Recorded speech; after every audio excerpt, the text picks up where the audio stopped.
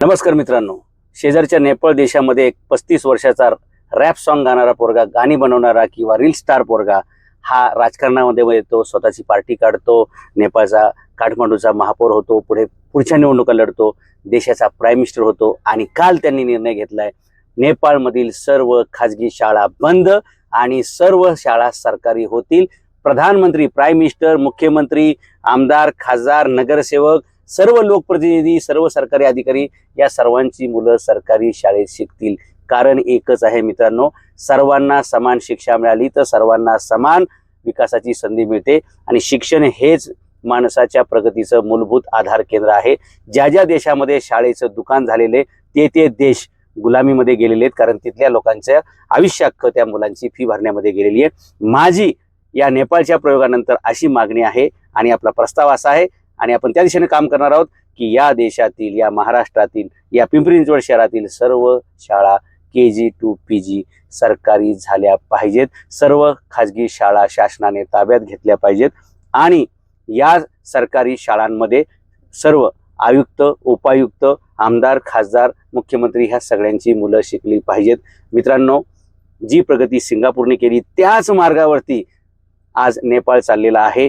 सर्वांना शिक्षण मिळालं पाहिजे, मूलभूत हक्क आहे, मोफत मिळालं पाहिजे आणि सवलतीच्या दरात मिळालं पाहिजे। जर एखाद्या पालकाचं सगळं आयुष्य जर मुलाची फी भरण्यातच जाणार असेल तर मुलगा उभं करण्यासाठी पालक मातीत गेल्यासारखं होईल आणि एवढं सगळं महागडं शिक्षण घेऊन, मग ते मेडिकलचं असेल, इंजिनिअरिंगचं असेल, हे सगळं शिक्षण घेऊन जर ती पोरं बेरोजगार राहणार असतील तर हे पालकही गेले खड्ड्यात आणि त्या मुलाचंही भविष्य गेलं डबऱ्यात।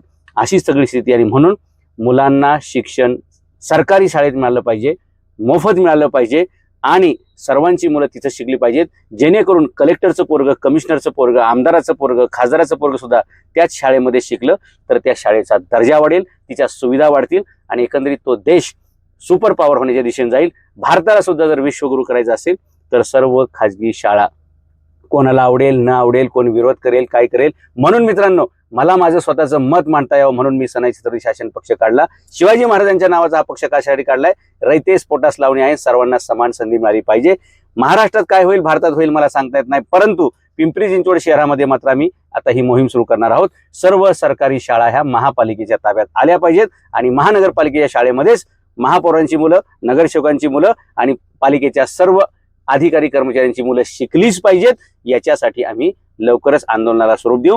ज्या ज्या पालकांना असं वाटतं की या शाळेच्या फीच्या प्रकरणामध्ये आपलं शोषण होतंय, आपल्या मुलांचं भवितव्य अडचणीत आणलं जाते, अशा सर्व पालकांना आव्हान आहे, तुम्ही आमच्याशी संपर्क करा। आपण सगळे मिळून एक कायदेशीर चौकटीमध्ये शांतीच्या मार्गाने असा एवढा मोठा लढा उभा करू की या शहरातील सर्व खाजगी शाळा पालिकेच्या ताब्यात येतील, पालिकेच्या मालकीच्या होतील आणि पालिकेच्या शाळांमध्ये सर्वांची मुलं शिकतील।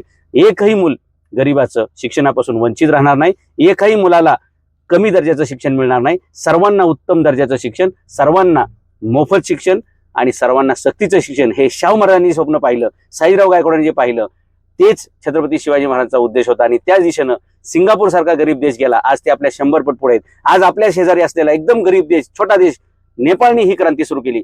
आपल्या भारतात सुद्धा ही क्रांती व्हायला पाहिजे, महाराष्ट्रात व्हायला पाहिजे, आपल्या शहरात सुद्धा व्हायला पाहिजे। आम्ही तयार आहोत तुम्हाला साथ द्यायला। मित्रांनो, जोपर्यंत तुम्ही नवीन पक्षाला साथ देत नाही, जोपर्यंत तुम्ही नवीन विचाराला साथ देत नाही, नवीन तरुणांना साथ देत नाही, तोपर्यंत नवीन क्रांती होणं शक्य नाही, हे नेपाळने दाखवून दिलेले। तुम्हाला सुद्धा भारतीय लोकांना जर अशी क्रांती हवी वाटत असेल तर तुम्हाला जुन्या विचारांना तिलांजली द्यावी लागेल, जुन्या पक्षांना आणि त्याच पक्षांना परत सत्तेत आणणं हे बाद करावं लागेल, बंद करावं लागेल। नवे तरुण, नवे पक्ष, नवी दिशा आणि नवीन उंची गाठण्यासाठी हा निर्णय अत्यंत स्तुत्य असा नेपाळच्या त्या 35 वर्षाच्या बालेन शाह नावाच्या प्राईम मिनिस्टरने घेतलेला आहे। त्यांचं खूप खूप अभिनंदन। आमच्याकडे सुद्धा असे निर्णय व्हायला पाहिजेत आणि झाले नाही तर ते निर्णय घ्यायला भाग पाडलं पाहिजे।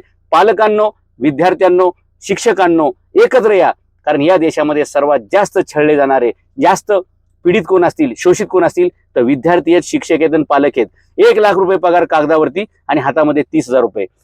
शाळेची फी सांगायची 1 लाख रुपये आणि प्रत्यक्षात डोनेशनवर पकडून घ्यायची 3 लाख रुपये। खरं तर जी फी 10,000च्या वर असली नाही पाहिजे ती 1 लाख का, आणि जो पगार 1 लाखाच्या खाली असला नाही पाहिजे तो शिक्षकांना 10,000 पगार का, आणि पालकांना हा फीचा एवढा मोठा भुर्दंड कशासाठी?